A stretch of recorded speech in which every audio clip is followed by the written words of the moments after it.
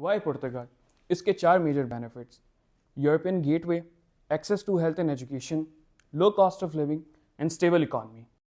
मैं आपको बताता हूँ पुर्तगाल D7 रेजिडेंसी वीज़ा के बारे में, जो बेस करता है पैसिव इनकम पर।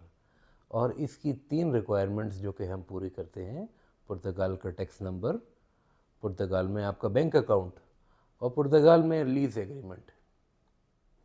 तो मैं सारा ये D7 रेजिडेंसी प्रोग्राम की जो 4 रिक्वायरमेंट है, इसमें निफ क्या चीज़ है? Basically nif national tax number है, पुर्तगीज नेशनल टैक्स नंबर। जिस तरह पाकिस्तान में हमारा NTN नंबर होता है, सेम वहाँ का निफ नंबर होता है। ठीक है।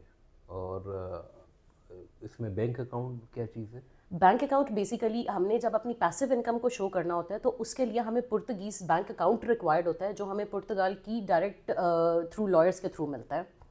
और लीज एग्रीमेंट कैसे मिलता है? लीज एग्रीमेंट बेसिकली होता है आपका रेंटल एग्रीमेंट, जो क्योंकि ये programme basically long term stay programme है, उसके लिए हमें 1 ईयर का रेंटल एग्रीमेंट पुर्तगाल से रिक्वायर्ड है बिफोर अप्लाइंग।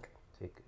और पैसिव और एक्टिव इनकम में क्या फ़र्क है? मैं आपको बताती हूँ। बेसिकली पैसिव इनकम वो इनकम होती है जो साइलेंटली हमें मिल रही हो, मतलब लाइक वो इनकम जो थ्रू हम लोग रेंटल प्रॉपर्टी जनरेट करवा सकते हैं, through any kind of like अगर हमारा कोई फिक्स डिपॉजिट है बैंक में, हम उनके थ्रू करवा सकते हैं। ठीक है।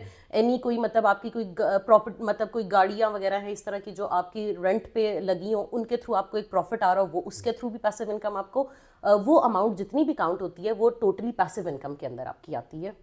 और कितनी मिनिमम अमाउंट है? मिनिमम अमाउंट जो आपको रिक्वायर्ड है for single person that is 870 euro, और अगर स्पाउस के साथ आप करेंगे तो दैट इज 435, उसी 870 के अंदर ऐड करेंगे। और and for kids that is 261 euro for each kid. ठीक है। तो ये सब तो जान लिया अब आपने पुर्तगाल D7 के हवाले से, बट स्टिल अगर अभी भी आपके पास कोई सोर्स ऑफ पैसिव इनकम नहीं है तो हम आपको फैसिलिटेट कर सकते हैं। मज़ीद तफसीलात के लिए सेटलमेंट एक्सपर्ट से रब्ता करें। जी।